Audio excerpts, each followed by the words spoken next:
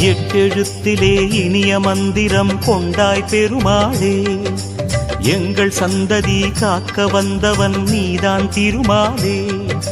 கஷ்டம் நீக்கிடும் கருணை தெய்வமே கலியுக பெருமாளே, காலம் காலமாய் காவல் தந்திடும் கோகுல திருமாலே.